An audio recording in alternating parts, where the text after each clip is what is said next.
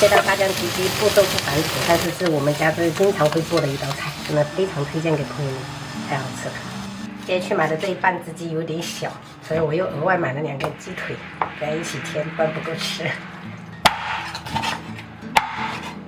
先把它斩成小块啊。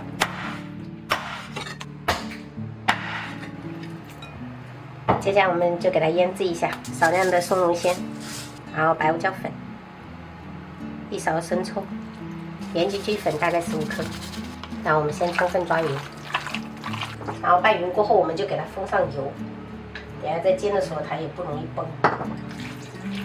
好了，先这样腌制10分钟。这2天刚好又买了一些这种沙姜哈，直接给它拍水。如果没有的话，你们其实用生姜也可以哈。红葱头跟蒜的话就切对半了，再切一点葱段跟芹菜段，红椒我们就斜刀切圈。油不用太多哈，直接喷2下就可以了。然后接着把这个腌制好的鸡肉倒去，保持中大火煎。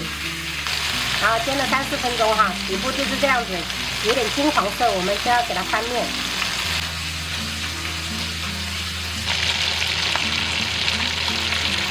煎了7、8分钟，这颜色真的是变得特别漂亮。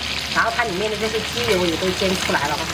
我们把这些多余的油给它倒出来啊，这可以用来炒菜用。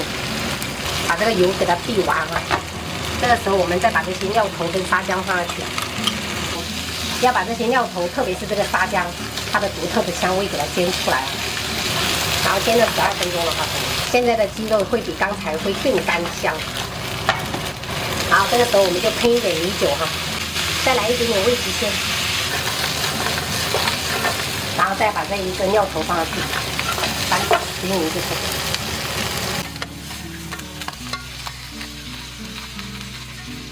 今天买了1根排骨，加了一点牛肉丸跟萝卜一起炖的，然后这个白灼豌豆丁儿，还有爆炒了一个花蛤，这个是大白菜，加了一点那个虾皮下去炒的，还有最下饭的就是这个沙姜焗鸡。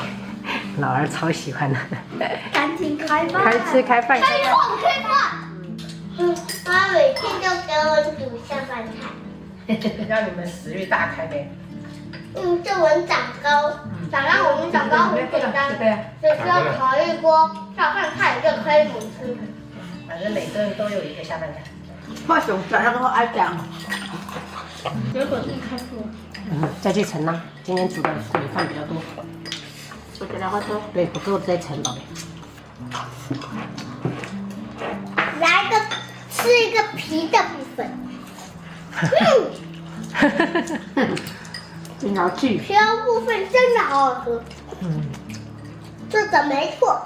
我同桌说好像下午要那个模拟考。模拟测试啊？语文。我告诉我了。是不够再去盛好不好？这么快？干饭。来那么多。多吃点青菜啊，肉吃的差不多，青菜要吃。